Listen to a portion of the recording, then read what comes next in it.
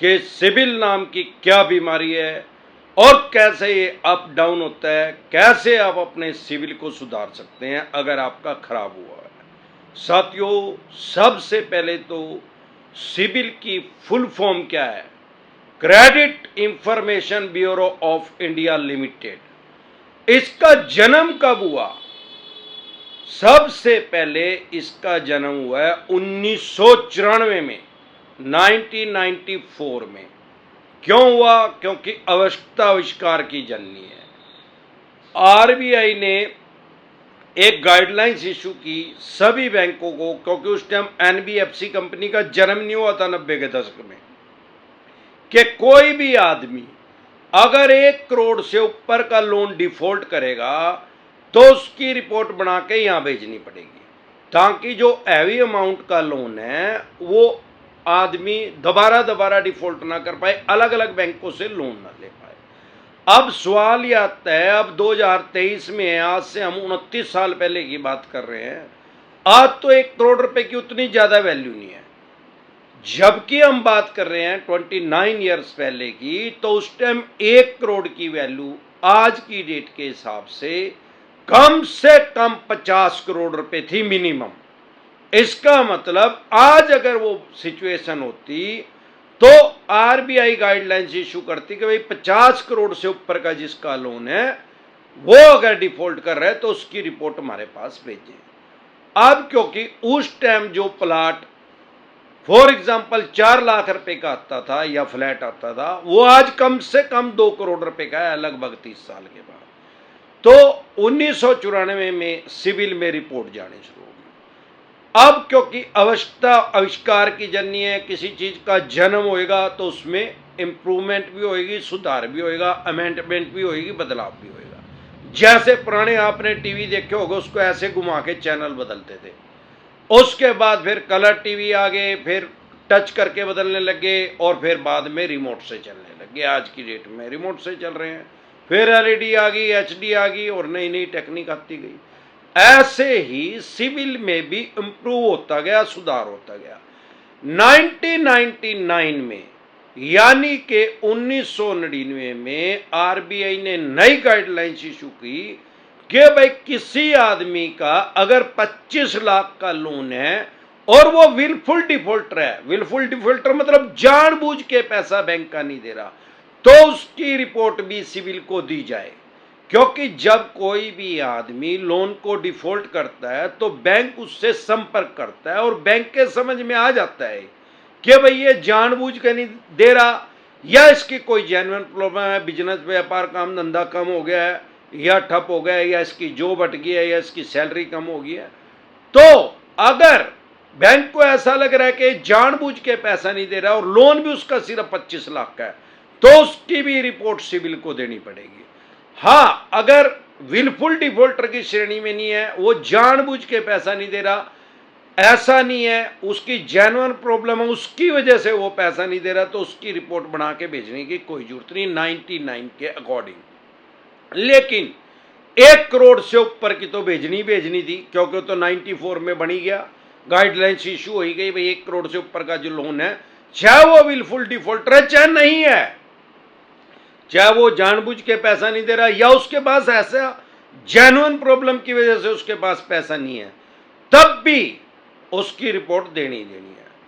अब 2000 आते आते आरबीआई की नई गाइडलाइंस इशू हुई कि अगर किसी आदमी का 100 रुपए का भी लोन डिफॉल्ट है, उसकी भी रिपोर्ट आगे बना के सिविल को भेजनी ही भेजनी है, मैंडेटरी है।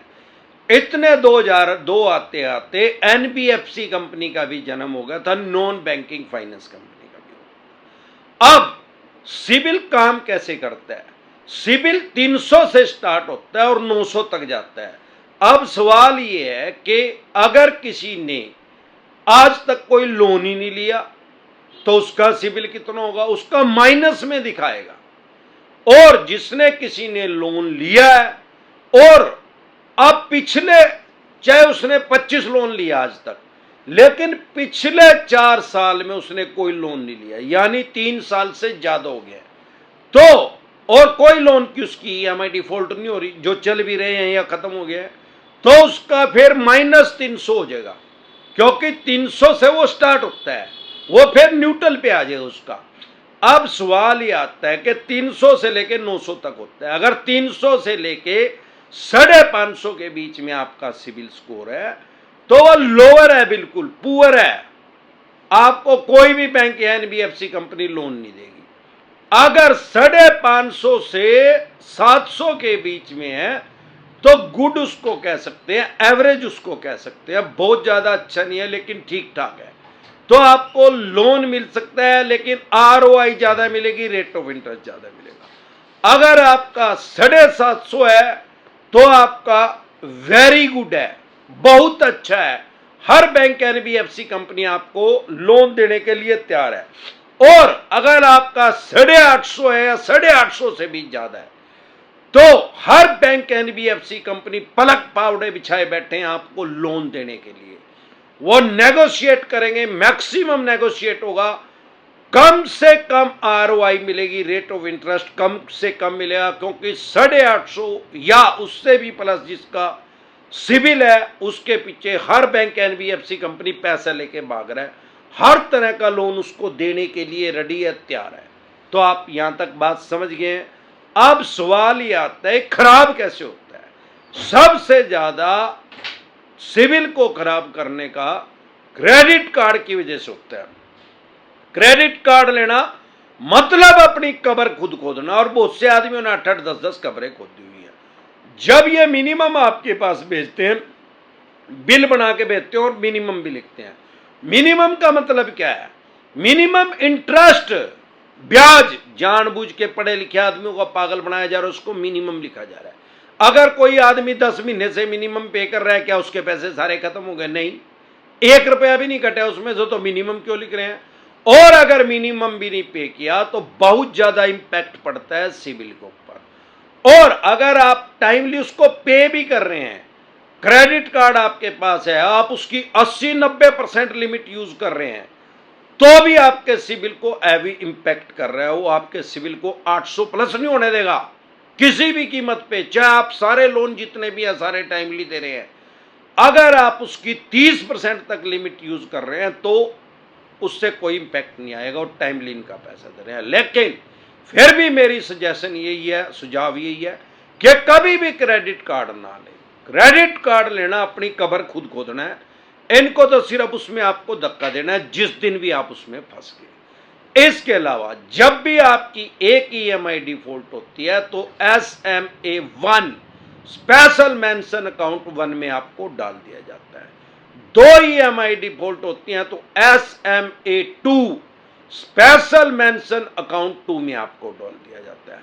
3 ईएमआई डिफॉल्ट होती है तो NPA नॉन परफॉर्मिंग एसेट, ऐसा पैसा जो बैंक या एनबीएफसी कंपनी को फायदा नहीं दे रहा। हर बैंक एनबीएफसी कंपनी 30 से 45 दिन के अंदर, यानी कि 1 से 1.5 महीने के अंदर उसको मैंडेटरी है, कंपलसरी है, जरूरी है आपकी सिविल की रिपोर्ट आगे भेजना। यानी 30 से 45 दिन के अंदर वो आपकी सिविल की रिपोर्ट आगे भेजता है। अगर आपकी एक ईएमआई डिफॉल्ट होती है तो आपका सिविल डाउन होता है, 2 होती हैं तो और ज्यादा, और जैसे ही आपका लोन एनपीए में जाता है एनपीए की रिपोर्ट बना के आगे भेज देता है, धड़ाम से आपका सिविल नीचे गिरता है एकदम। अब सवाल ये आता है कि अगर आपका सिविल डाउन हो गया किसी कारण से, और एक कारण और है सिविल का डाउन होने का, भाई लोग सेटलमेंट करते हैं। सेटलमेंट करना भी अपनी फाइनेंशियल डेथ करना है। अगर आप सेटलमेंट कर रहे हैं तो फ्यूचर में कोई भी बैंक या एनबीएफसी कंपनी अगले 4-5 साल तक आपको अनसिक्योर लोन नहीं देगा, ये लिख के जेब में डाल लें। अगर कोई चवन्नी छाप आपको बका रहा है, समझा रहा है, डरा रहा है कि कोई फर्क नहीं पड़ेगा सिविल में, सेटलमेंट कर लो, तो आपका सिविल धड़ाम से नीचे गिरेगा, और उसमें विलफुल डिफॉल्टर लिख के भेज देंगे, यानी कि इस आदमी ने जानबूझ के हमारा पैसा पूरा नहीं दिया। तो आप इस बात को समझिए। लेकिन फिर भी भगवान ना करे आपका सिविल खराब हो गया तो आप ये ना समझे कि आपको लाइफ टाइम के लिए, जब तक आप हरिद्वार जाएंगे, आपको लोन ही नहीं मिलेगा। मिल सकता है, क्योंकि हमारे देश में 100 से भी ज्यादा बैंक एनबीएफसी कंपनी काम कर रहे हैं, और हर बैंक एनबीएफसी कंपनी को कोई ग्राहक चाहिए, कोई क्लाइंट चाहिए, पाकिस्तान में तो जाके वो लोन नहीं दे के आ सकते, इंडिया का ही ग्राहक चाहिए। तो ये होता क्या है, ये आपस में खुद से ही कंपटीटर है। अगर आपकी सिविल खराब है तो जिस दिन वो खराब हो गया है मैक्सिमम, उसके 2 साल के बाद आप कोई सिक्योर लोन अप्लाई करें, कोई बाइक का लोन ले लें, एक्टिवा का लोन ले लें, गाड़ी का लोन ले लें, उसको अगले 1 साल में पे कर दें, और जो आप टाइमली पे करेंगे तो आपका सिविल कुछ अप हो जाएगा। फिर एक बार और बाइक का, गाड़ी का कोई लोन ले, उसको टाइमली पे कर दें, फिर आपका सिविल और ज्यादा अप हो जाएगा। तब तक 4 साल हो चुके होंगे, क्योंकि 2 साल से पहले तो आपको कोई लोन मिलेगा ही नहीं, ना अनसिक्योर मिलेगा ना सिक्योर मिलेगा। जब 4 या 5 साल हो जाएंगे उसके बाद आपका जो सिविल है वो नॉर्मल हो जाएगा, और फिर आपको अनसिक्योर लोन भी मिल जाएगा। शुरू में आरओआई ज्यादा मिलेगी, 2 साल के बाद भी आप अप्लाई करेंगे, आपका सिविल खराब है, रेट ऑफ इंटरेस्ट आपको ज्यादा मिलेगा, और जब आपका 4-5 साल हो जाएंगे तब भी आपको आरओआई ज्यादा मिलेगी, रेट ऑफ इंटरेस्ट ज्यादा मिलेगा बिजनेस लोन, पर्सनल लोन के लिए। लेकिन जब आप उसको भी लेके टाइमली पे करेंगे तो आपका स्टैंडर्ड अकाउंट हो जाएगा, आपको नॉर्मल आरओआई मिलेगी, जो जिसका सिविल अप है, जितना उसको आरओआई मिल रहा है, जितना नेगोशिएट बैंक या एनबीएफसी कंपनी के साथ वो कर पा रहा है, उतना ही आप भी कर पाएंगे। तो इस तरीके से आप अपने सिविल को इंप्रूव कर सकते हैं, बढ़ा सकते हैं, और दोबारा लोन ले सकते हैं।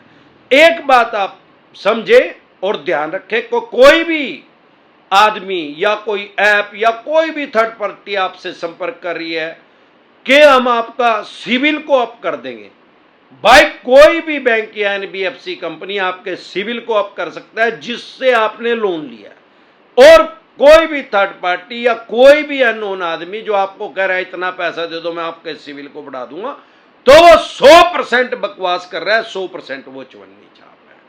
सिर्फ 2 तरह के नोटिस को कभी भी वॉइड ना करें, एक 138 जिसको चेक बाउंस कहते हैं, अगर आप इसको इग्नोर नहीं करेंगे तो ये बेलेबल ऑफेंस है, जमानती अपराध है, सेम डे जमानत हो जाती है, बाय एंड जमानत हो जाती है।